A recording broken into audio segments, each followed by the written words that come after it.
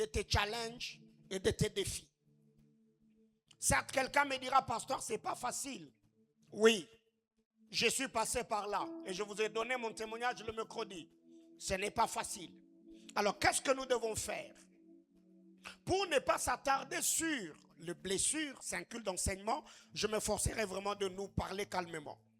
Si l'on veut ne pas s'attarder sur nos blessures, la première des choses, il faut commencer par comprendre le format de ta destinée ou la trajectoire de ta destinée. Quel type de destinée as-tu? Parce que si déjà tu as le temps de comprendre le trajectoire ou le format de ta destinée, ça te permettra au fait de comprendre aussi le type de combat que tu auras. Posez la question à Jésus. La Bible déclare, il est allé vers le sien et les siens ne l'ont pas reçu. Les siens l'ont rejeté. Pourquoi? Parce que le format de sa destinée, Jésus n'était pas venu sur terre pour vivre dans l'unanimité. Non, c'est ses propres frères qui l'ont abandonné. Imaginez-vous que vous êtes Joseph. Vous vous morfondez et vous vous plaignez. Pourquoi mes frères ne m'aiment pas? Pourquoi mes frères ne me soutiennent pas? Pourquoi mes frères ne m'encouragent pas? C'est que vous n'avez pas compris le format de votre destinée. Qui m'a dit amen? Non, qui me dit amen? Ton amen est faible. Dis à ton voisin, comprends le format de ta destinée. Imagine-toi que tu sois Jephthé. Tes frères te rejettent. Tes frères te méprisent. Et tu te mets à te plaindre. Non, moi je veux rester avec vous ici. Si tu restes là, tu seras méprisé. Jephthé est parti. Je suis dans Juge chapitre 11. Jephthé est parti.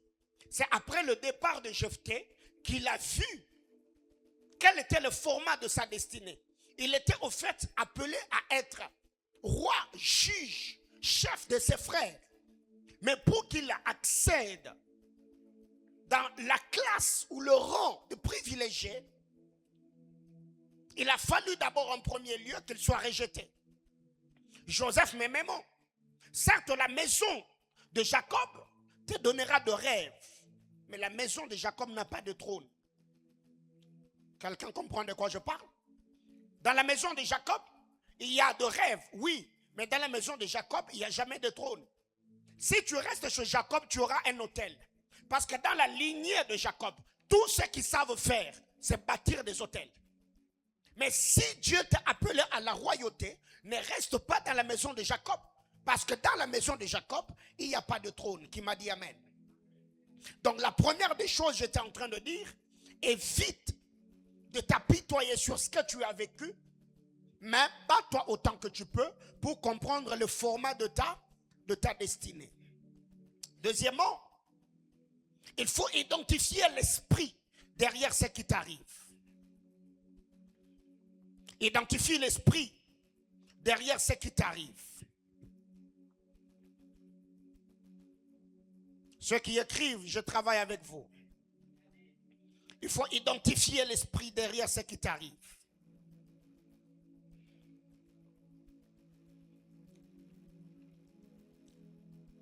Jonas chapitre 1er, le verset 8. Il y a eu des problèmes. La Bible déclare, ces hommes tirèrent au sort parce qu'ils cherchaient au fait à comprendre qu'est-ce qui était derrière ce qui leur arrivait. Le problème avec Joseph, si Joseph avait compris que la haine de mes frères est en train de me conduire vers la terre de ma destinée, il n'allait jamais se plaindre. Si Jephthé avait compris, gloire soit rendue à Christ parce qu'il savait.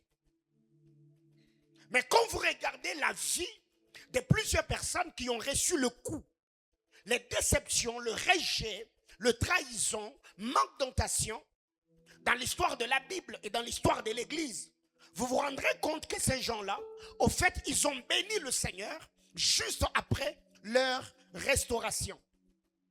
Donc, si tu veux vivre aisément, regarde tout ce qui t'arrive. Quel est l'esprit qui est derrière? Où est-ce que Dieu est en train de t'amener? Partout où tu arrives, tu sens qu'il y a comme un esprit de rejet. Les hommes te repoussent. Peut-être Dieu permet que ce dernier te repousse pour que tu passes plus du temps dans sa présence, que tu pries. Parce que Dieu sait que le bataille que tu ignores, certains hôtels de ta famille, que tu ignores jusque-là, va te demander beaucoup d'heures et beaucoup de temps dans la présence de Dieu. Mais parce que nous n'avons pas compris le format de notre destinée et c'est que Dieu poursuit derrière ce qui nous arrive, on va se morfondre. Nous allons nous battre pour courir derrière les gens. Nous allons vouloir nous attacher, attirer l'attention, la compassion des gens, alors que ce n'est pas ce que Dieu attend de nous. Qui m'a dit Amen? Troisièmement, si tu veux vivre aisément, cherche à comprendre l'état de celui ou de ceux qui t'ont brisé.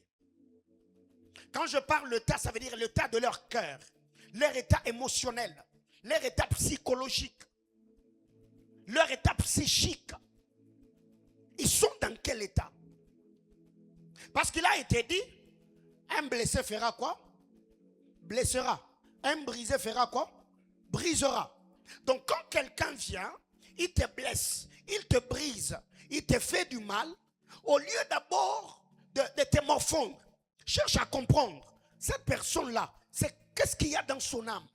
Quel est le vrai problème psychologique? Quel est le problème sentimental? Parce que très généralement, comme j'ai l'habitude de le dire, par moment nous avons besoin que certaines personnes nous câlinent tout le temps, nous donnent de l'attention, soient là pour nous, alors que ces gens-là, ils ont grandi comme des loups sauvages ou encore des loups solitaires. Lui, dans sa famille, on ne l'a jamais dit qu'il était beau, qu'elle était belle, qu'il était intelligent, qu'elle était intelligente. Elle s'est battue jusqu'à devenir la femme qu'elle est aujourd'hui. Elle n'a jamais eu quelqu'un qui l'a même encadré sur sa propre féminité. Il n'a jamais eu quelqu'un qui l'a appris comment être un homme. Et c'est celui-là qui vient t'épouser. C'est celle-là que tu prends en mariage. Et tu veux, toi qui as grandi dans une famille où tout le matin, quand vous vous réveillez, papa, maman, vous vous faisiez de câlins, vous passez du temps, et tu veux que cet homme-là commence à fonctionner comme tes propres grands frères. Ça ne marche pas et ça ne marchera pas. Est-ce que quelqu'un me comprend? Donc là, je ne suis pas en train de dire qu'on doit rester dans notre confort, mais non, on doit également apprendre à s'adapter. C'est comme aujourd'hui déjà, dans ma famille, dans ma maison plutôt, mes deux filles sont déjà habitués au câlin. Quand je rentre Papa Paulin, voir Zoé lui-même, il est dedans. Donc demain après-demain, je vois un gars venir. Mon ami, moi-même, je te fais pas seulement la cure d'âme, mais moi-même, je serai ton thérapeute. Alléluia. Est-ce que quelqu'un comprend de quoi je parle? Oh mais vous, pourquoi il y a des frères qui rient? Alléluia. Non, mon ami, il ne faut pas rire. Chémire est d'abord petite, non? Bon, toi, tu penses que toi, tu vas venir reposer chez moi. Le temps qu'elle grandisse, toi, tu seras déjà vieux. Alléluia. Ils vont se marier entre eux à l'écodime là-bas. Qui m'a dit Amen? Alors, qu'est-ce qui arrive? C'est qu'il faut comprendre l'état psychique ou psychologique de la personne qui te blesse, de la personne qui te brise. Quel est son état? Parce qu'il y a d'autres personnes, nous nous attaquons à eux. Il m'a fait du mal. Lui-même là, il ne sait pas différencier le bien du mal. Donc lui, c'est comme le genre de personne qui se glorifie en disant, moi je dis ce que je pense. Et vous pensez que c'est une gloire? Ce n'est pas une gloire, c'est un défaut. Qui m'a dit Amen? Est-ce que je suis en train de parler à quelqu'un? Oui.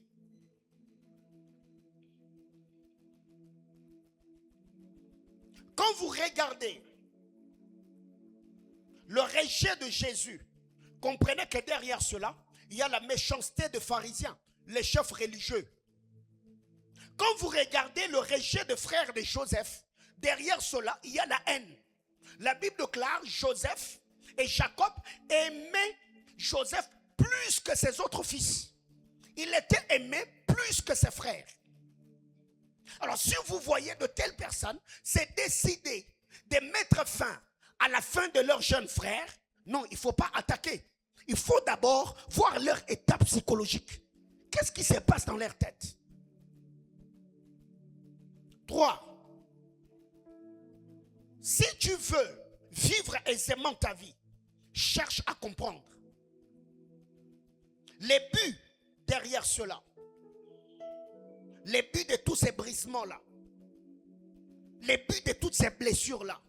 Pourquoi Dieu permet ou a permis que ça arrive?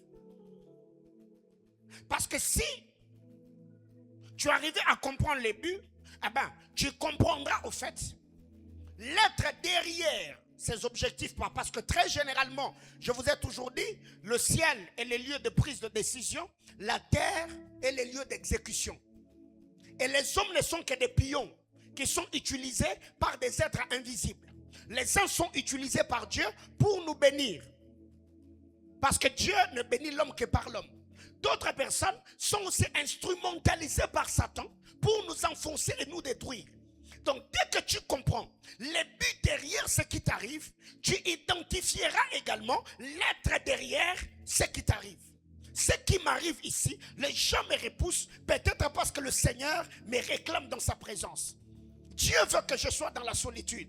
Ce qui m'arrive ici, Satan est derrière. Il veut empoisonner mon cœur pour que demain après-demain, que je vive telle ou telle autre chose. Alléluia. Parce qu'il y a Dieu derrière ce qui nous arrive. Il y a Satan derrière ce qui nous arrive. Mais il y a aussi d'autres choses qui nous arrivent. C'est la méchanceté des hommes. Parce qu'aujourd'hui, tu seras un bon frère si tu souffres. Surtout nous aujourd'hui dans le milieu évangélique, tu es un serviteur de Dieu. Quand tu es pauvre, tu n'as pas de renommée, tu n'as pas un grand ministère, tu jeûnes, tu marches à pied, là tu es un serviteur de Dieu. Quand tu pries normalement, les gens viennent, ils quittent ton église, les gens ont des problèmes, là c'est normal. Il suffit seulement que Dieu te lève, que Dieu te bénisse, que les portes s'ouvrent, les surnaturels, la main du Seigneur commence à se manifester dans ta vie. Les mêmes personnes qui ont prié, même prophétisé que Dieu va te lever, ils vont commencer à se questionner. Est-ce que c'est toujours Dieu? C'est comme que dirait aujourd'hui les choses grandioses, la gloire, les succès, la notoriété, la bénédiction, la renommée, les œuvres de puissance est attribuée à Satan. Comment est-ce qu'on est tombé si bas? On croit que Satan peut donner l'autorité, la puissance et une prétendue onction à quelqu'un pour qu'il opère dans le surnaturel. Mais le Dieu que nous cherchons là, lui ne peut pas. Donc tous ceux qui sont élevés sont fétichés ou sont magiciens. Quelle bassesse. Mais il y a aussi d'autres choses. Ce n'est pas Dieu. Ce sont des hommes charmés, instrumentalisés par Satan. Dans leur méchanceté, ils veulent seulement te faire du mal. Autre chose, si tu veux vivre aisément, il faut apprendre ou comprendre ta part de responsabilité dans ce qui t'arrive. Luc chapitre 10. Parce que quand vous lisez cette histoire de Luc chapitre 10, l'homme que le brigand avait tabassé, chacun avait sa responsabilité. Lui avait sa responsabilité. Il a quitté Jérusalem vers Jéricho. À ces heures-là, sûrement, il savait que cet itinéraire-là, cette route-là, il y a des brigands. Mais il s'est décidé de faire route seul. Mais d'autre part, les Lévites et les sacrificateurs ont leur responsabilité. Ils l'ont trouvé là, ils ne l'ont pas aidé. Et quand le bon samaritain est venu, le bon samaritain l'a assisté. J'en parlerai un peu plus bas. Donc ici, vous devez comprendre, dans tout ce qui nous arrive, nous avons notre part de responsabilité. Les gens m'ont blessé, les gens m'ont rejeté. Oui, là tu as seulement dit ce qu'on t'a fait. Mais toi, tu n'as pas dit non plus comment tu vivais au milieu de ces gens-là. C'est que toi, tu as fait ta part de responsabilité, tu n'en parles pas. Avant, peut-être que ce sont des choses que tu ne pouvais pas changer. Par exemple, les décès des membres chers, papa, maman. Peut-être certaines réalités qui accablaient votre famille et ça t'a empêché d'étudier. Mais ça, là, je ne te donnerai pas non plus raison. Il y a des gens qui ont fini leur étude sans avoir quelqu'un qui pouvait leur financer. Juste parce qu'ils avaient la volonté. Quelqu'un me dit amen? Une autre chose, ta part de responsabilité. Alors,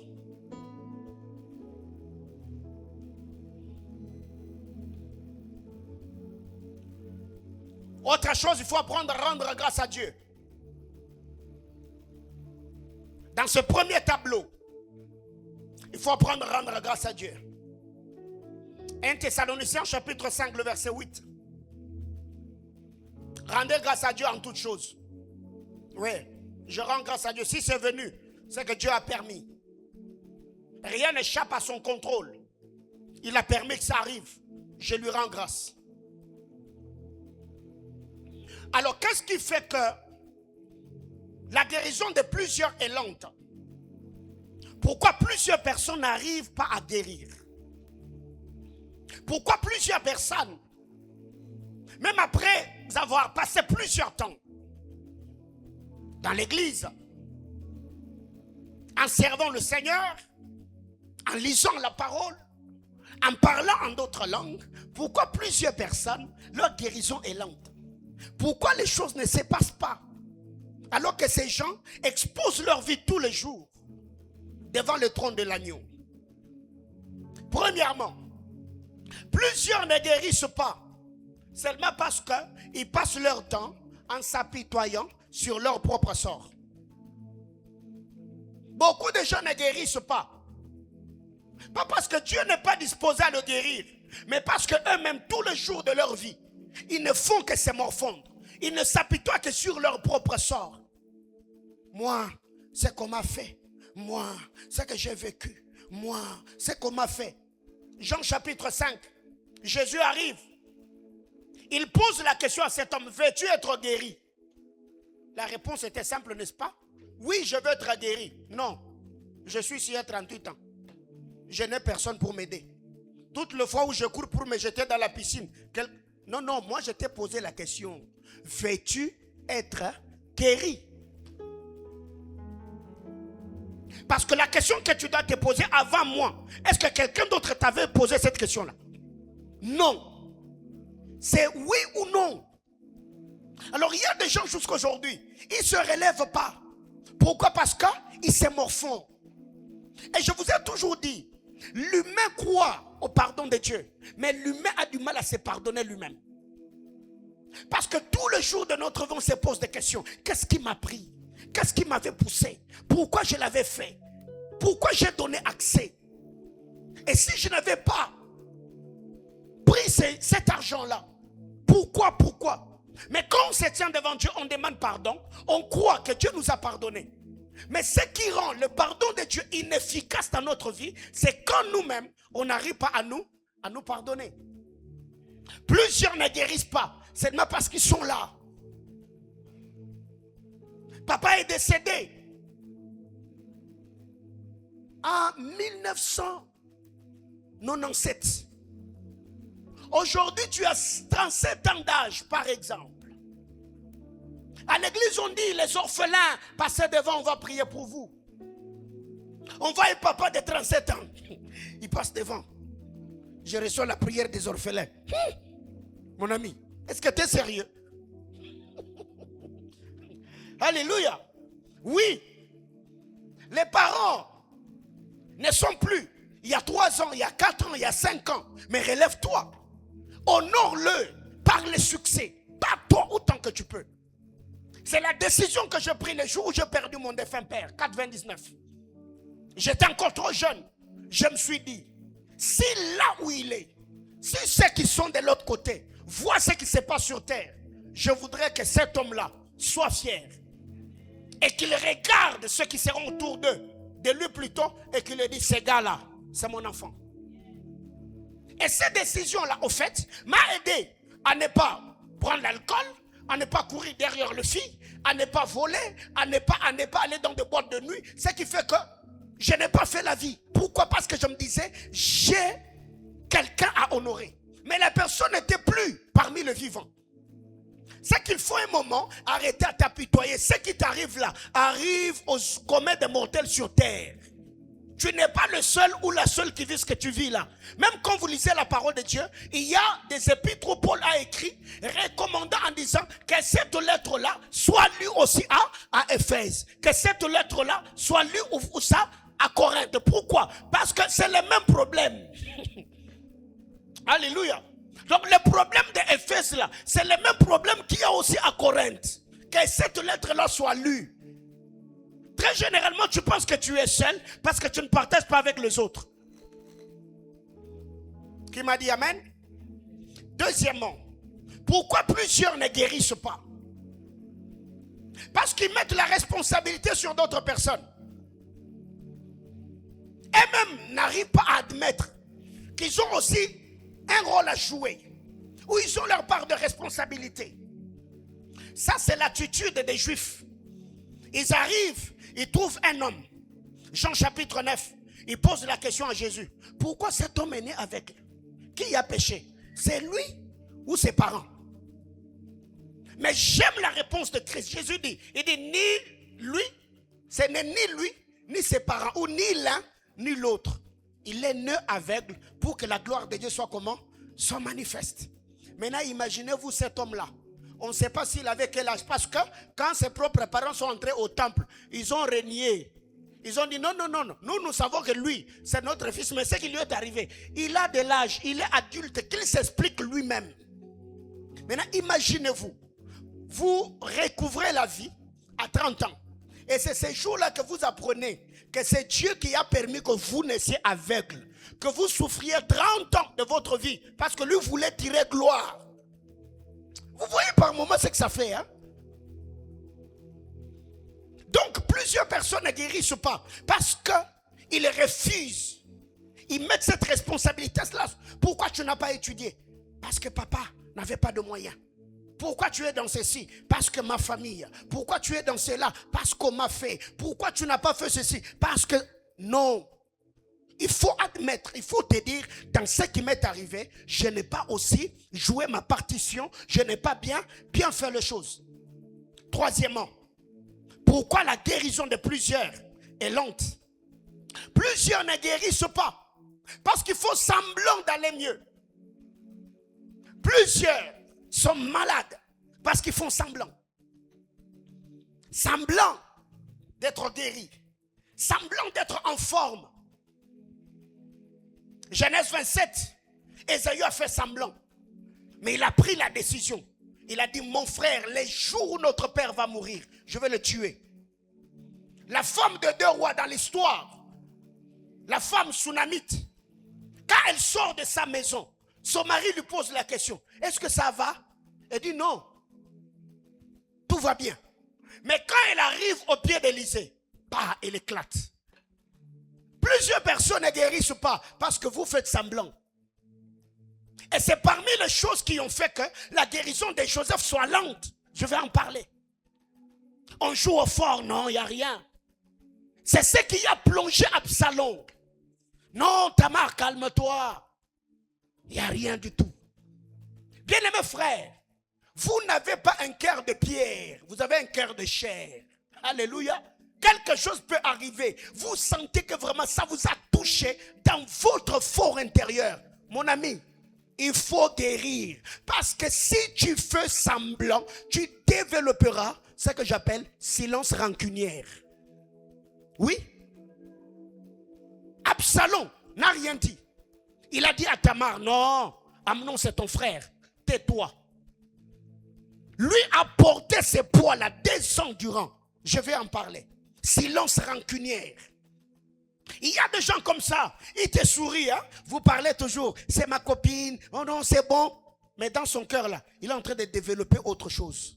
Il développe autre chose, il développe autre chose. Les jours seulement tu deviendras faible, c'est ces jours-là que tu te rendras vraiment compte que la personne était blessée et il ne t'avait jamais pas pardonné. Quand ça te touche, il faut en parler. Quand tu es brisé, il faut te confier. Mais si tu fais semblant, tu essaies de jouer au fort. Comme je vous ai dit, toutes ces soeurs et toutes ces femmes qui s'appellent femmes battantes, ce sont des femmes brisées. Alléluia. Tous ces hommes qui se vantent en disant, moi là où je suis, personne ne m'a aidé. Moi je suis aidé par Dieu. Ce sont des hommes brisés. Et je l'ai dit le mercredi, comment tu es reconnaissant envers l'être invisible alors qu'autour de toi il y a des gens. Au fait, le message est clair, que je me suis battu seul, personne ne m'a aidé, ne m'a soutenu. C'est un langage des hommes brisés. Moi je ne dois rien à personne. Moi là où je suis, c'est Dieu qui m'a aidé. Tu es blessé, tu es brisé. 4. Pourquoi plus plusieurs ne guérissent pas. Plusieurs ne guérissent pas. Parce qu'ils ne veulent pas non plus admettre qu'ils sont brisés. Ils ne veulent pas admettre. Tu vois ce genre de choses qui arrivent par moment. Hein? Quelqu'un, comme par inadvertance, il te piétine. Ça t'est déjà arrivé, non? On te pose la question. Eh, tu as mal? Non. Mais, Roy Kuna, quand seulement tu vas te retirer seul. Et beaucoup de gens sont comme ça. Je t'ai blessé. Oh non, ça va. Oh non, il n'y a rien du tout. Oh non, je vais bien. Hein, mon ami, quand tu es blessé, il faut faire quoi? Il faut admettre que tu es blessé, que tu es brisé. Que ça t'a touché. Parce que tu es humain. C'est l'histoire que je viens de parler ici. De Samuel chapitre 13, du verset 20 au verset 23. C'est l'histoire d'Absalom. Quand vous regardez entre Absalom et Tamar, Tamar a évacué sa douleur. Tamar a évacué. Elle a extériorisé sa blessure. Comment elle a fait? Elle a déchiré sa tunique bigarrée. Elle a pris la cendre. Elle a mis sur sa tête. Elle a mis la main sur ta tête. Elle s'est mise à crier. Hey, ma virginité, hey, on m'a violé, hey, on a abusé de moi. Mais quand elle arrive chez Absalom, Absalom a voulu jouer au grand frère fort. Dit non, Tamar, tais-toi. Ne fais rien, n'en parle pas. Amnon est ton frère. Tais-toi. Hein? 2 ans plus tard. 2 ans. Je dis bien 2 ans. Amnon, qui n'a pas extériorisé sa douleur, il est devenu meurtrier. Amnon qui n'a pas, Absalom plutôt, qui n'a pas extériorisé sa douleur, il est devenu rebelle. Il n'a pas seulement tué son frère, mais il s'est aussi attaqué à son père, jusqu'à ce que les térébintes ont vengé David. Il est resté là suspendu. Bien-aimés frères, vous devez être prudents. Quand vous êtes blessé, vous devez admettre que vous êtes blessé, que ça ne va pas. Gloire à Dieu. Après le message du dimanche, le mardi, on a reçu ici, avec le berger français, jusqu'à 19h moins. Tous ceux qui sont entrés dans mon bureau, c'était la même chose. Pasteur, moi ceci. Pasteur, moi cela. Le mercredi, j'étais encore ici au bureau. J'ai reçu quelques personnes. Et aujourd'hui, j'ai reçu encore quelques bien-aimés. La journée, c'est la même chose. Pourquoi? Parce que déjà, quand tu admets, combien m'ont écrit, il y a même quelques témoignages que j'ai envoyés dans le groupe des administrateurs. Je leur ai dit, nous avons un travail à faire. Il faut admettre. Mais toi, tu joues au fort. Non. Non. Ça te touche. Quand tu entres seul en chambre, tu as des insomnies, n'est-ce pas? Tu ne dors pas bien. Mais quand tu sors, tu essuies les larmes. Je suis fort. Et très généralement, les hommes sont comme ça. Tu vas arriver à la maison, toi-même tu as faim.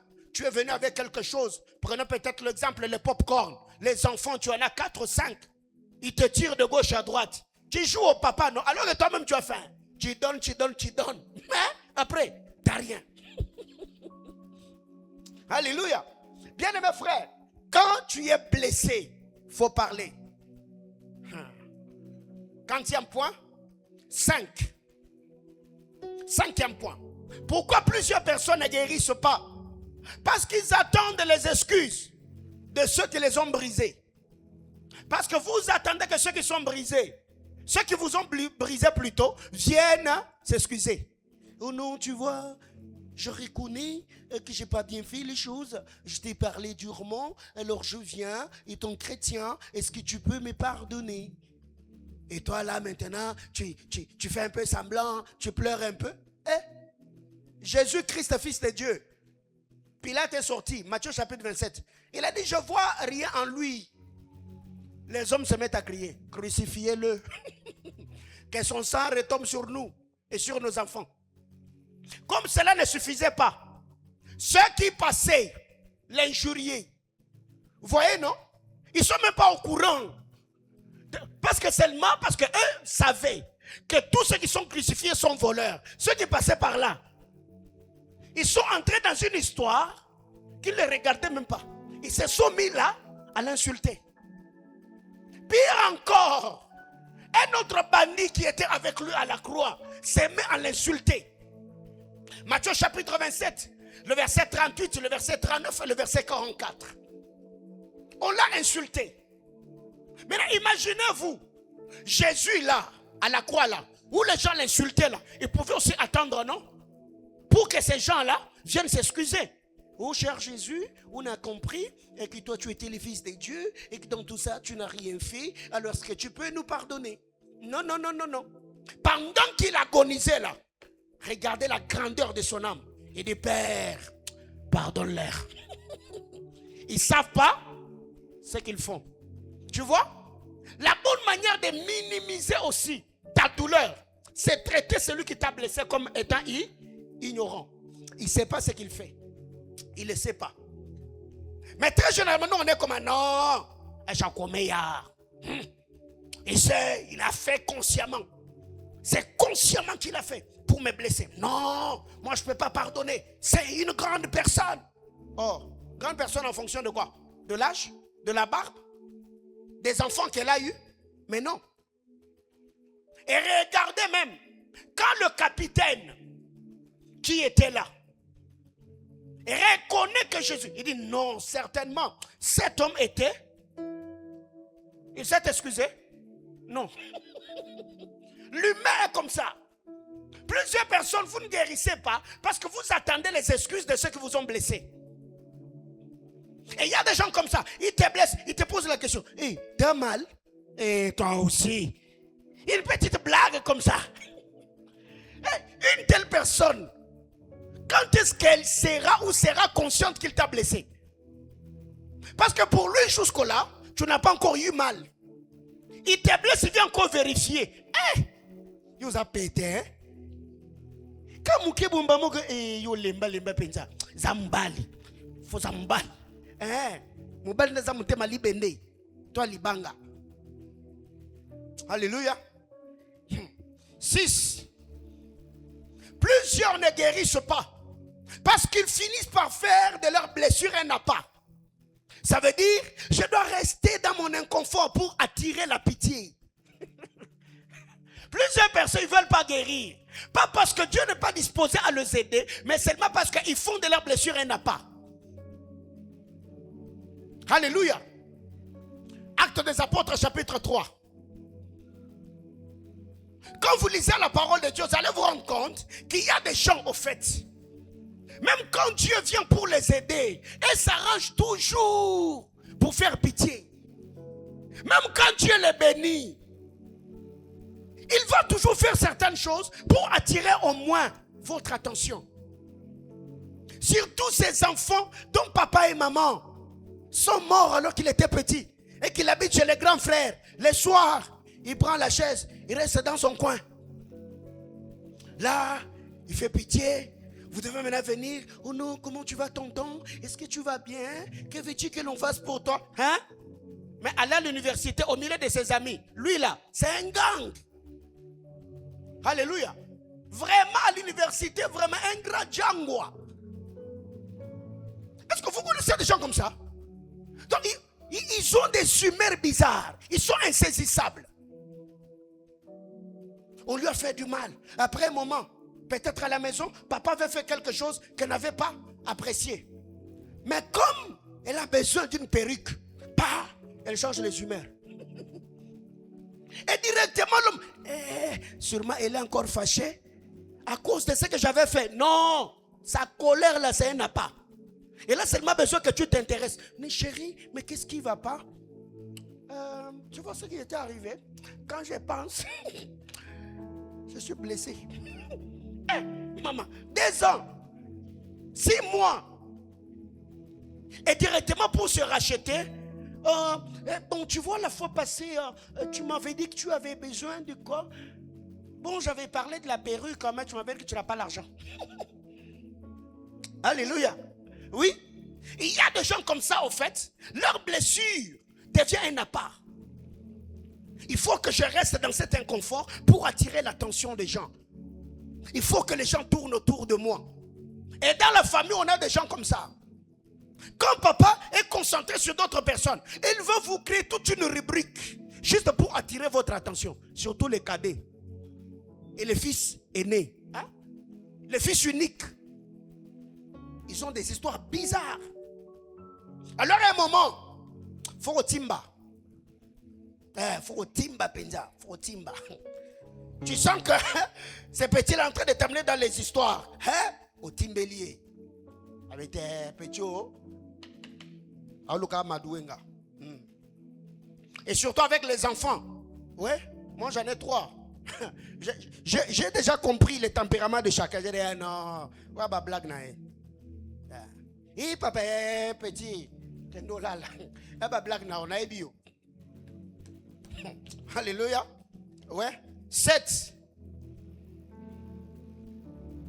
Plusieurs ne veulent pas non plus guérir parce qu'ils sont devenus trop pessimistes. Ils voient le mal partout. Lui ne guérit pas. Parce que même quand les gens viennent pour l'aider, non, lui voit le mal partout. Il voit le mal partout. Oh non, je ne veux pas à moi. Moi, je ne veux pas de problème. Mais la personne qui ne veut pas de problème ou qui évite les gens, c'est la même personne qui se plaint. Moi, les gens ne sont pas là pour moi. Moi, je fais beaucoup pour les gens. Les gens ne sont pas attentionnés. Mais quand ces gens-là viennent dans ta vie, c'est toi qui le repousses. Pessimiste. Et il y a ce genre de personnes et ils voient le mal partout. Ils suspectent tout ce qui bouge. Blessés. Et c'est ce que j'avais dit le dimanche. Les hommes blessés finissent par devenir soit sans-foutistes, soit collants. Ils s'attachent trop, soit ils se foutent de tout. Et ça, c'est un défaut. Alors, comment guérir de la blessure? Comment nous relever de nos blessures? Comment guérir? On a parlé de beaucoup de choses, mais je ne saurais pas entrer en détail pour parler de comment guérir de la manque d'attention, manque de rejet, injustice et maltraitance, abus. Mais tout ce que je vais donner ici, vous pouvez appliquer cela dans toute forme ou sorte de rejet. Premièrement, il faut commencer à utiliser, à identifier plutôt la période où cette douleur-là est venue dans ta vie. Il faut identifier la période. Moi, le dimanche, je vous ai dit, en grandissant, j'étais vraiment quelqu'un de bouillant. J'étais vraiment quelqu'un de bouillant. J'avais vraiment la vie au fait. J'animais, je taquinais, je parlais et tout. Mais je me suis rendu compte que mes problèmes avaient commencé après le décès de mon père. J'étais devenu quelqu'un de trop réservé, trop renfermé. Je ne parlais plus que plus. Je ne sortais plus que plus. Et jusqu'aujourd'hui, j'ai du mal à m'ouvrir. Pour ne pas dire je ne suis pas trop relationnel. Je suis quelqu'un de trop renfermé. Moi, je peux faire 2 jours, 3 jours. Je suis chez moi à la maison. Je n'arrive même pas à fouler le pied sur l'avenue. Je suis chez moi. Pourquoi? Parce que, et j'ai compris que le problème avait commencé après le décès de mon père. C'était un choc. Je l'ai laissé à la maison. Le matin, moi, je suis allé à l'école, comme j'étais des après-midi. Je rentre le soir, je vois les gens en train de pleurer. Je dis, il y a quoi là-bas? Oh non, le papa de là n'est plus. Je suis évanoui. Et je me retrouve à l'hôpital. Et depuis lors, j'ai commencé à encaisser. Et quand vous lisez la parole de Dieu dans Marc chapitre 9, le verset 21, Jésus descend de la montagne après avoir eu cet entretien avec Élie et Moïse. Il trouve cet enfant lunatique qui se jetait dans l'eau et dans le feu. Jésus pose la question à son père. Depuis combien de temps cela lui arrive-t-il? Il faut identifier la période que cela a commencé. C'est que chacun d'entre nous, tu dois faire l'introspection et la rétrospection. J'ai une blessure. Quand est-ce que ça a commencé? Quand je grandissais jusqu'à tel âge, est-ce que j'avais ces sentiments? Quand telle et telle autre personne n'était pas dans ma vie, comment je vivais? Avant que je n'arrive ou que je vive dans tel et tel autre milieu, quel était mon mood? Quel était mon tempérament? Qu'est-ce qui se passait avant? Et tu verras que tu vas identifier certaines choses et ça va t'aider à te relever. Mais il y a plusieurs personnes qui veulent guérir, mais ils refusent de rentrer à la source de leurs problèmes afin de creuser l'abcès. C'est creuser? C'est creuser ou trouer? Creuser? C'est creuser? Ok. Alors qu'est-ce qui arrive? Il y a des gens aujourd'hui, tu veux guérir. Arrive à identifier quand est-ce que ce problème-là a commencé. Tu verras que le travail que tu feras en toi sera un travail profond. Ça va t'aider à te relever. Oh non, moi je veux guérir. Oh, il faut rentrer à la source. Deuxièmement, il faut encore, je reviens, admettre que tu as été brisé. Admets que tu as été brisé. Il faut admettre que tu as été brisé. Il faut admettre que tu as été brisé. Proverbe chapitre 14, le verset 10. Proverbe 14, le 10e verset. Qu'est-ce que la Bible déclare? Le cœur connaît ses propres chagrins. Et un étranger ne saurait partager sa joie. Le cœur connaît ses propres chagrins. Le verset 13. Au milieu même du rire, le cœur peut être affligé. Au milieu même du rire, le cœur peut être affligé et la joie peut finir par la détresse. Ecclésiaste 24, le verset 10. Si tu faiblis au jour de la détresse, ta force n'est que détresse. Ça veut dire, si tu faiblis quand tu as mal, même ta force deviendra une faiblesse. Ecclésiaste 7, le verset 3.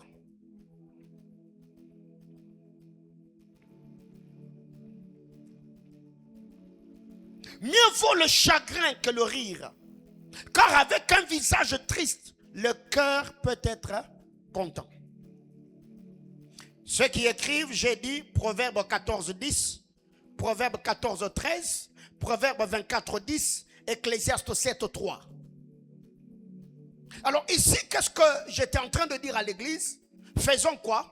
Admettons, accepte que tu es brisé, que tu es blessé, que tu as été trahi. Mais aussi, si c'est toi qui as trahi, accepte que tu as trahi. Ne sois pas sur la défensive. Ne te justifie pas. Tu as blessé quelqu'un par le parole, quelqu'un qui te faisait confiance. Tu as détourné son argent et la personne te parlait, c'est plein. Il faut admettre que tu n'as pas été à la hauteur. Mais il y a des gens jusqu'ici, quelqu'un vient et te dit, tu m'as blessé. Mais au lieu de reconnaître et t'excuser, la personne est sur la défensive. La personne essaie au fait de se justifier. Oh, si je suis arrivé à faire ça, parce que toi, parce que tu ne prenais plus tes responsabilités, parce que dans cette maison, vous ne me donnez plus rien, alors l'argent que vous m'avez donné pour le frais académique, je me suis acheté une chaussure. Oh, mon ami, excuse-toi. Reconnais que tu n'as pas été à la hauteur. Reconnais que tu as failli. Mais plusieurs personnes aujourd'hui, au fait, on essaie toujours de jouer au fort. Non. Il faut aussi que tu acceptes, mais non. C'est l'autre là qui te dit qu'il est blessé. Parce que c'est toi, l'acteur, reconnais que tu n'as pas été à la hauteur. Arrange, excuse-toi. Ainsi, le Seigneur vous aidera à faire quoi? À vous relever, à faire route ensemble. Dis à ton voisin, admets. Plusieurs personnes aujourd'hui, on ne guérit pas parce que nous ne voulons pas accepter que nous avons été brisés. Oh non, moi j'ai besoin de l'aide de personne. Hein? Moi j'ai besoin de l'aide de personne. Si tu veux partir, pars. Hey, mon ami, tu as quel âge déjà? Toi jusqu'aujourd'hui, toi qui dis aux frères, je n'ai besoin de personne. Il faut t'aider. Hein? Qui m'a dit amen? Oui. Et tu vois, les frères d'aujourd'hui, ils sont superficiels. Hein? Donc quand ils viennent, ils t'aiment encore pas trop. Mais toi, tu fais caprice, tu lui dis pars. Il va partir. Après, c'est toi qui vas maintenant commencer. Chaque 2 minutes, tu regardes sur les statuts. Il n'a pas posté. Il n'a pas appelé. Et il n'a pas écrit. Qui va souffrir? C'est toi qui vas souffrir. 3. Si tu veux guérir, trouve-toi de raisons saines. Quand je parle de raisons, ça peut être un environnement, ça peut être un moment de détente, ça peut être un ami, ça peut être un cadre qui va te permettre d'évacuer ta douleur. Genèse 43, du verset 39 au verset, du verset 29 au verset 31. Genèse 43, 29 à 31. Trouve-toi un cadre qui va te permettre à t'évacuer. Joseph leva les yeux et jeta un regard sur Benjamin, son frère, fils de sa mère. Il dit, est-ce là votre jeune frère dont vous m'avez parlé? Et il ajouta, Dieu te fasse miséricorde, mon fils. Ses entrailles étaient émues pour son frère. Et il avait besoin de pleurer. Il entra précipitamment dans une chambre et il pleura. Après s'être lavé le visage, il en sortit et faisant des efforts pour se contenir, il dit, servez à manger.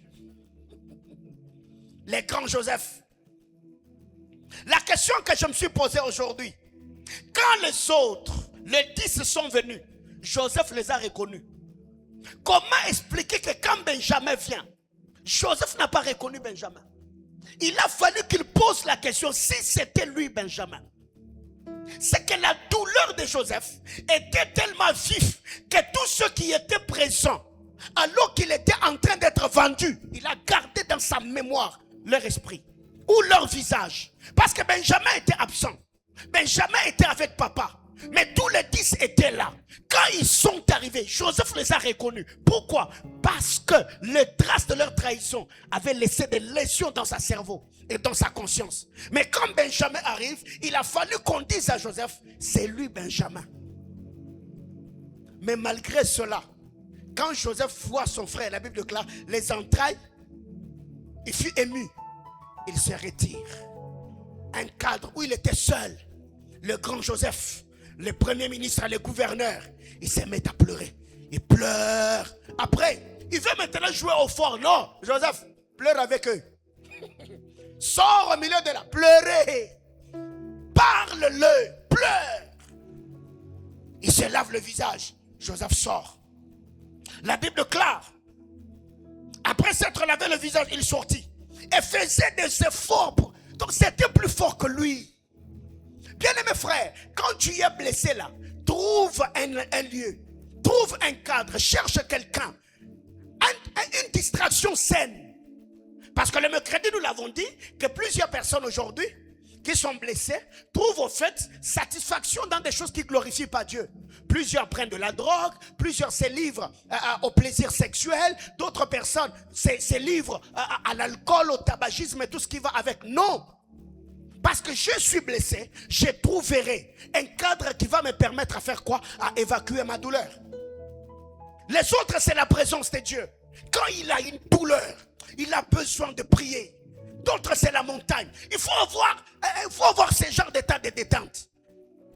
Ce n'est pas toi, tu sais déjà que tu es blessé. Toi, tu vas aller sur TikTok. Et les vidéos que tu regardes là, ça va encore t'enfoncer davantage. Non. Moi, quand j'ai les blessures, je m'enferme. Je médite. J'écoute la musique. Je prie. Ça peut me prendre des jours ou des heures jusqu'à ce que ça va partir. Quand tu as mal, comment tu fais pour évacuer? Comment tu fais pour te défouler? Ce qui fait que plusieurs personnes, ils ne s'évacuent pas, ils ne se défoulent pas, ils finissent par prendre des décisions qui peuvent leur coûter la destinée. À l'instar d'Absalom. Tamar a pleuré, elle a évacué sa douleur. Mais Absalom a encaissé. Quand vous lisez l'histoire de Genèse chapitre 34, Dina a été enlevée. Elle a été violée. Mais le problème c'est que le gars s'appelle comment? Hein? Notre ami là, les violeurs de Dina. Sichem, fils de Hamor. Sichem a parlé au cœur de Dina. Dina a pardonné tout ce que Sichem avait fait, l'enlèvement et le viol. Mais le problème avec Sichem n'a pas eu le temps de parler avec Lévi. Géasi arrive. Dina s'est défoulée parce qu'on l'a parlé. Elle a pardonné. Elle a même accepté de vivre avec le violeur. Mais comme le frère de Joseph n'avait pas défoulé, la nuit, les deux là, Siméon et Lévi, ils ont pris leur épée. Ils sont allés là-bas. Ils ont tué toute une ville. Pourquoi? Parce qu'ils n'avaient pas évacué leur douleur. Si tu veux guérir, mon ami, trouve-toi un cadre qui va te permettre à te défouler. Les autres, si ce sont des jeux vidéo, va jouer. Trouve-toi un ami qui va te faire rire. Va à l'église. Appelle un frère avec qui vous pouvez partager. Quelqu'un me dit amen? Ton amen est faible. 5. Tu peux aussi partager avec quelqu'un. Tu veux guérir. Parle. Partage avec quelqu'un. Une personne qui peut t'aider à aller mieux. Psaume 32, le verset 3.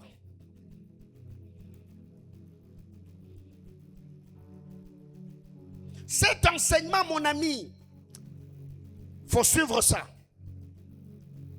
Tant que je me suis tué, mes os s'est consumé.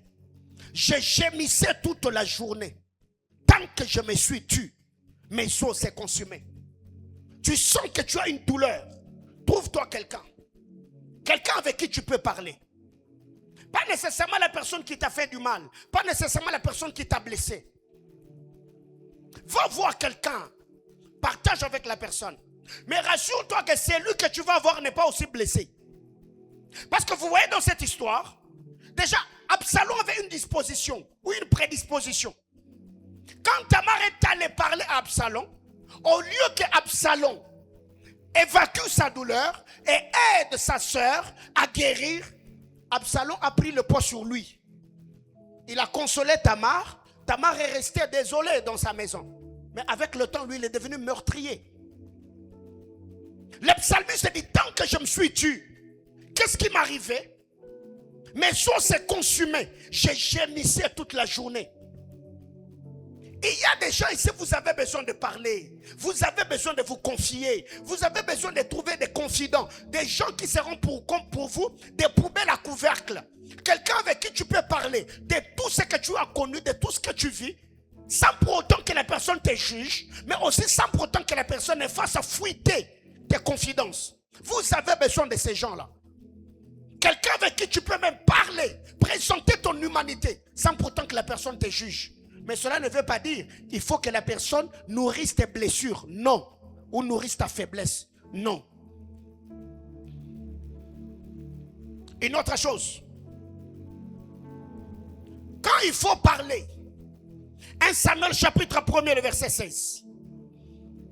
Il faut faire preuve de maturité. 1 Samuel chapitre 1er, le 16e verset, la Bible déclare: ne prends pas ta servante pour une femme pervertie, car l'excès de ma douleur et mon chagrin qui m'a fait parler jusqu'à présent. Il y a aussi des gens, au fait, gloire soit rendue à Dieu pour Anne. Anne, elle va au temple. Le sacrificateur arrive après qu'elle ait passé des heures. Le sacrificateur dit: femme, jusqu'à quand feras-tu passer ton vin? Elle dit: non, c'est mon chagrin, c'est ma douleur qui m'a fait parler jusqu'à quand? Jusqu'à présent. Donc, c'est possible que quand tu es blessé, tu deviens loquace. Alléluia. Parce qu'il n'y a que ces deux attitudes. Les uns se renferment, les autres se mettent à parler. Mais en parlant là, tu parles à qui? Tu parles avec qui? Il y a des gens qui voulaient seulement se confier, mais ils ont tout détruit. Juste après leur confidence, c'est le kata. Et si nous voyons, imaginez-vous que Anne, elle était allée parler avec une voisine, avec une copine sur la route du marché. C'est que tous les secrets de la maison allaient être divulgués ou exposés. Mais elle dit: j'ai une douleur dans mon cœur. Ça m'a fait parler jusqu'à maintenant. Et il y a des gens comme ça, quand elles se mettent à parler, elle peut prendre des heures et des heures. Jusqu'à ce que ses lèvres deviennent sèches. Et elle ne fait que parler. Elle parlait. Pendant qu'elle parlait, le postillon sortait. Jusqu'à ce que Mounorone Moro soyi et a sauté. Mais elle ne fait que parler. Elle parle. Quand elle entre, elle parle. Quand elle sort, elle parle. La nuit, elle parle. Le matin, elle parle. Que Dieu t'aide à ne pas rencontrer ce genre de personnes, surtout si c'est un mari ou une épouse. Alléluia. Donc ici, en parlant là, il faut faire preuve de maturité. Néhémie chapitre 2, le verset 2. On parle toujours de la confidence. Le roi me dit, pourquoi as-tu mauvais visage? Tu n'es pourtant pas malade. Ce n'est peut-être qu'un chagrin de cœur. Quand le cœur est chagriné, ça peut même, il y a d'autres personnes ici, oh non, j'ai un problème de peau, je suis allé voir un dermatologue. Non, il faut d'abord voir un cardiologue.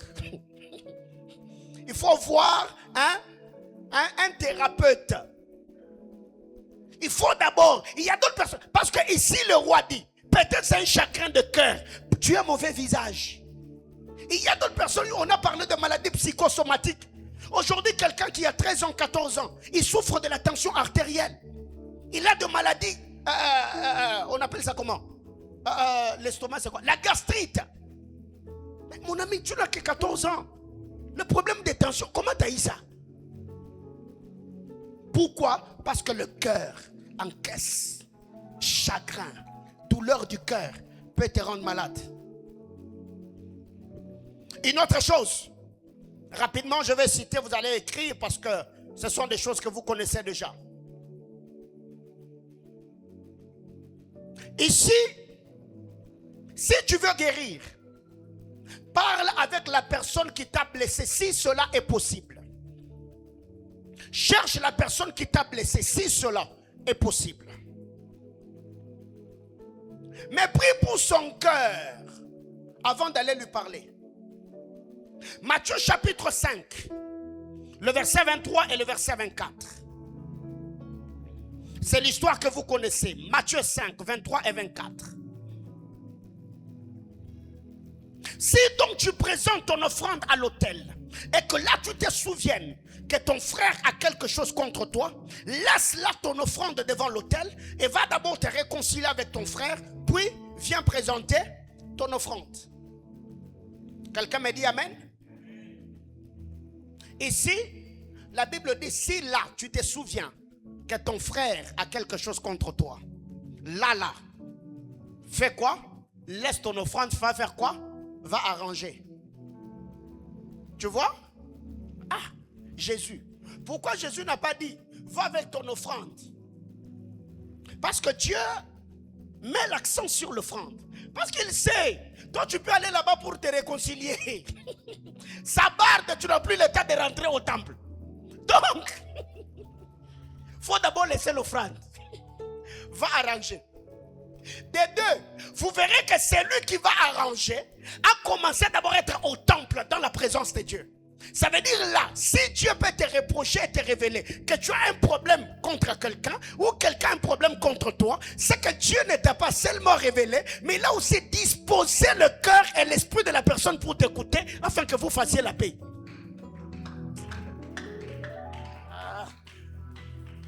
Parce que là, Dieu par la voix de la conscience, il te dit tu as un problème contre l'autre.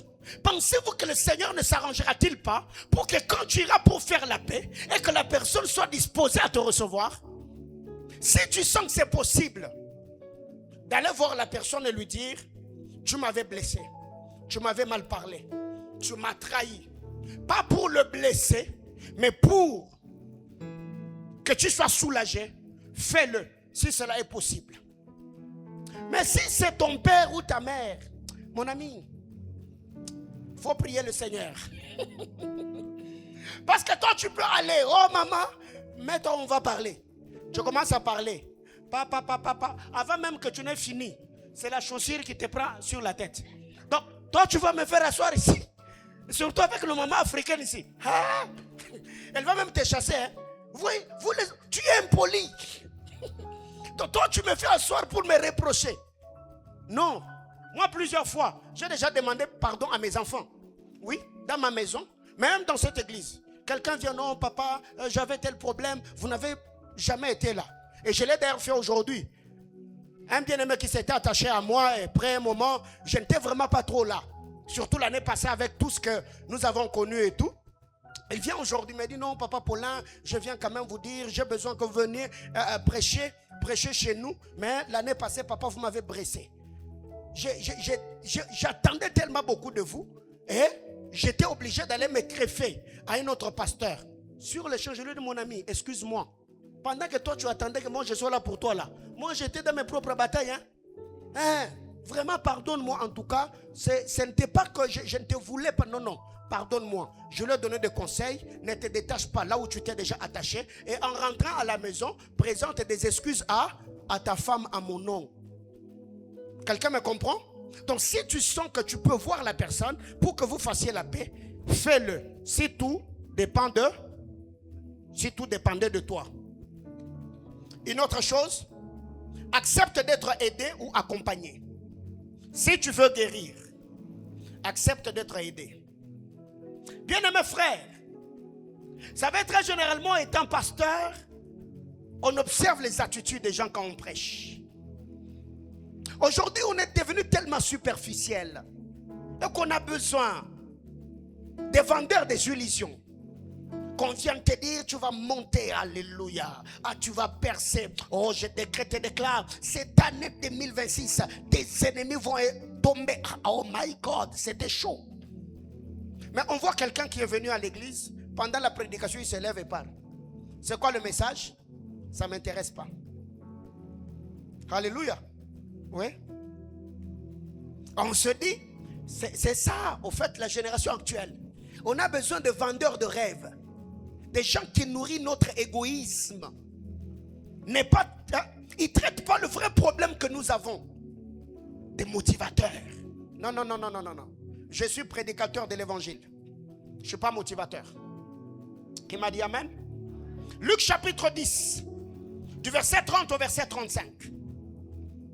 J'étais en train de dire, tu veux guérir? Accepte qu'on t'aide. Accepte qu'on t'accompagne dans ta guérison. Cet homme était tabassé. Il est resté là à demi-mort. Il agonisait. Mais il n'était pas mort.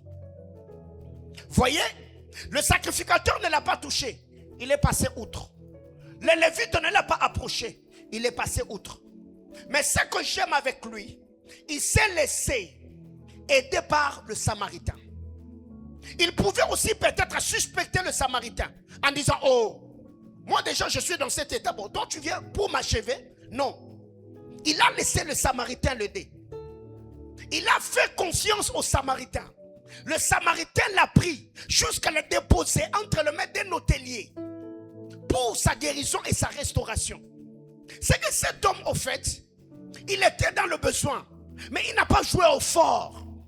Il n'a pas essayé de se démener seul. Il savait que là où je suis là, je ne peux pas me tirer d'affaire. J'ai besoin que quelqu'un d'autre me prenne en charge et qu'il m'amène jusqu'à ce que je serai rétabli. Quelqu'un me dit amen? Mais dans cette histoire, vous verrez, cet homme a retrouvé la bonne santé parce que le Samaritain a laissé 2 deniers. J'ai déjà parlé dans la révélation de toutes ces choses. Il a laissé 2 deniers. Il a dit, ce que tu dépenseras de plus, je te rembourserai à mon retour, n'est-ce pas? Ok. Cet homme qui avait été tabassé, est-ce que le bon Samaritain lui a rendu le bien? Hein? Le bon Samaritain l'a remboursé? Non. Ça, ce n'est pas le rôle du bon Samaritain. Bon, Samaritain, pas bon Samaritain. Le rôle du Samaritain. Mais il y a des gens, au fait, toi, quand tu viens là pour l'aider, c'est comme si c'est toi qui l'avais blessé. Il veut que tu puisses le dédommager. Il dit, oui, tu veux que je pardonne. Et tout le mal qu'on m'a fait. Et tous les dégâts que ça a causé. Oh, moi, je ne fais que t'accompagner. Ce qui fait que même les gens qui étaient venus pour vous accompagner, vous étiez devenus tellement capricieux et que ces gens-là aussi se sont rétractés. Ils vous ont laissé dans vos problèmes. Vous ne connaissez pas ce genre de personne. Même quand tu viens pour l'aider, il veut maintenant mettre sur ta tête tout ce qu'on l'a fait. Non. Déjà, le Samaritain, quand il arrive, tu le mets d'abord en retard par rapport à son programme à lui. Tu l'as mis en retard. Il est là. Il a d'abord gaspillé pas seulement son argent, il a gaspillé son vin, il a gaspillé son huile. Tu l'as mis en retard. Lui, il a accepté que ses pieds deviennent poussiéreuses. Il t'a pris, il t'a placé sur sa monture. Mais quel sacrifice! Mais il y a des gens comme ça. Quand un Samaritain arrive, il faut lui faciliter la tâche. Toi-même, tu sais que tu as des problèmes. Le pasteur te fixe de rendez-vous. Et c'est toi qui commences à le dire. Oh, pasteur, je n'ai pas le temps. Est-ce que tu peux me recevoir samedi? Mon ami, est-ce que moi je suis là seulement pour toi? Attends, moi. Oh non, en tout cas, pasteur, il faut me laisser le temps. Il faut me laisser le temps. Quand je serai prêt, et quand je serai prête, je viendrai te voir et on parlera. C'est le pasteur qui souffre dedans là. Et pour t'aider, on va bien te laisser dedans. Et maintenant, quand tu viendras, parce que vous devez savoir, quand le Samaritain arrive, il faut lui faciliter la tâche. Si tu lui compliques la vie, il va te laisser là parce qu'il a aussi des choses à faire. Il a payé l'argent pour que la personne ne perde pas la vie. Mais le Samaritain ne l'a jamais dédommagé. Il ne lui a jamais remboursé les biens. Ce n'est pas moi qui ai volé. Ce n'est pas moi qui t'ai tabassé. Moi, je suis en train de t'aider. Alors, qu'est-ce qui arrive? Dans le passé, un garçon était passé par là, il t'a laissé goumen. Et moi, je viens pour t'épouser. Et maintenant, toute ta colère là, de tes déceptions passées. Moi, je fais comment? Alléluia. Oui, oh, je suis pasteur, je sais ce que je dis, n'est-ce pas? Je sais ce que je dis. Accepte d'être aidé. Avant-dernière chose, le milieu toxique où tu as été brisé. Si c'est possible que tu évites ces milieux-là, ne foule plus tes pieds. J'ai dit si c'est possible. Parce qu'un milieu où nous avons connu certains traumatismes, toutes les fois où on foulera le pied dans ces milieux-là, toutes les fois où on posera les yeux sur cette personne-là, c'est comme si cette douleur-là redevenait vive, n'est-ce pas? Oui. Et il y a des gens comme ça. Quand vous vous disputez avec lui et que tu pars, la personne se sentira en paix. Qui est comme ça ici? Dès que tu revois la personne, tu sens que ton corps commence à trembler à l'occasion de rien. Qui est comme ça ici? Mon nom est. Oui, on peut se disputer. Tu pars, je pars. Oui, je peux même me mettre à rire. Dès que je vois seulement ton visage, c'est comme si tout ce que tu m'avais dit là, tu venais de me balancer cela maintenant. Alors qu'il y a déjà des heures. Jésus a dit, si on vous persécutait dans une ville, restez-y. Non, fouillez dans l'autre ville. Si tu sens que cette personne-là, toute le fois que tu es avec la personne ne fait que te blesser, il faut éviter. Si vous êtes déjà dans le mariage, que chacun porte sa croix et me suive. Alléluia. Mais là, ce que tu peux faire, c'est prier pour le cœur de la personne. Parce qu'il est créé à l'image et à la ressemblance de Dieu. La Bible déclare la bénédiction de l'Éternel enrichie. Il ne se fait suivre d'aucun chagrin. Présente-le au Seigneur. Le même Dieu qui avait permis que tu l'épouses est capable de l'enseigner, est capable de le rééduquer, est capable de le corriger jusqu'à ce que demain que tu puisses témoigner. Cette femme que vous voyez, cet homme que vous voyez, au début de notre mariage, dans notre parcours, regardez ce que j'ai connu. Mais aujourd'hui, il me donne le repos. Alléluia. Oui. Mais si c'est un milieu environnemental, il faut éviter. Parce que Dieu a besoin de toi en bonne santé. Dernière chose, tu veux guérir. Apprends à t'ouvrir au Seigneur dans la prière. Apprends à prier. Psaume 31, le verset 10. On lit, je ne commente pas. Psaume 31, le verset 10.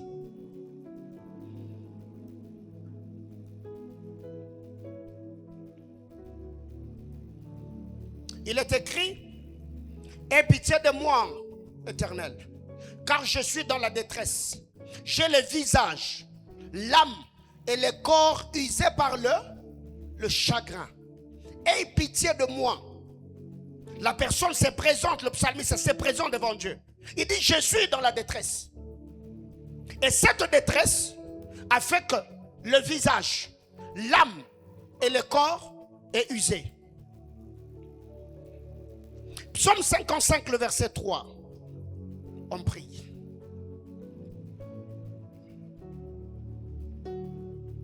Psaume 55, le 3e verset. Écoute-moi et réponds-moi.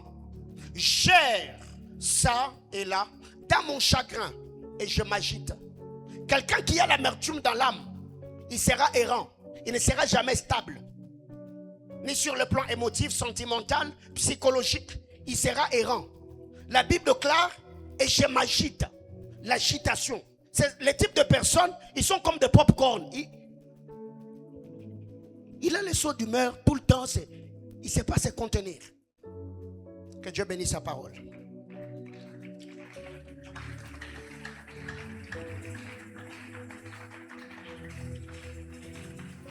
Dans le temps, il nous reste 3 minutes. Il est 18h42. Mais souffrez même qu'on déborde de 10 minutes seulement. Parce que nous devons prier. Même 7 bonnes minutes. Et les 5 minutes restantes, nous allons donner les offrandes. Et on va se retrouver le dimanche prochain, par la grâce du Seigneur. On peut être debout, s'il vous plaît.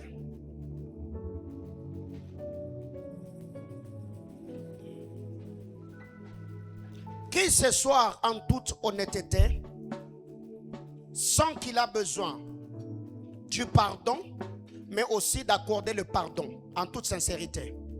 Tu sens que dans ton cœur, tu as besoin de pardonner quelqu'un, ou tu as besoin d'être pardonné. Sentez-vous libre. Gloire au Seigneur. Alors ce soir, nous allons prier le Seigneur. Qui ce soir ici, à cause de problèmes rencontrés dans la vie, tu as développé de maladies